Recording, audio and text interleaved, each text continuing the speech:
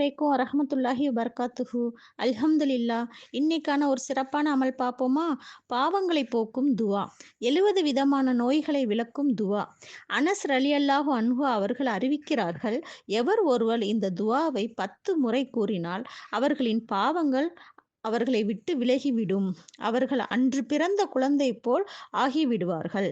மேலும் ஒருவர் இதனை ஓதி வந்தால் உலகில் 70 வகையான நோய்களை விட்டு விலகும். அதாவது பைத்தியம், குஷ்டம், வாய்வு கோளாறு, தலைவலி போன்றவைகள் விலகும் என அறிவித்தார்கள். நூல் தப்ரானி. அந்த துஆ என்னன்னு பார்ப்போமா? மிக எளிமையான துஆ தான். எல்லோருக்கும் தெரிந்த துஆ தான்.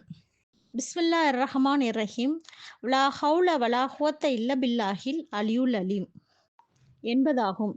இன்ஷா அல்லாஹ் வரக்கூடிய ரமலான் மாதம் முழுவதும் இந்த துஆவை ஓதி நாம் அனைவரும் அல்லாஹ்விடத்தில் பாவ மன்னிப்பை கேட்போம். இன்ஷா அல்லாஹ், அல்லாஹ் நம் அனைவரின் பாவங்களை மன்னித்து கிருபை செய்வானாக. ஆமீன். நானும் உங்களுக்காக துஆ செய்கிறேன். நீங்களும் எனக்காக துஆ செய்யுங்கள். அஸ்ஸலாமு அலைக்கும் வரஹ்மத்துல்லாஹி வபரகாத்துஹு.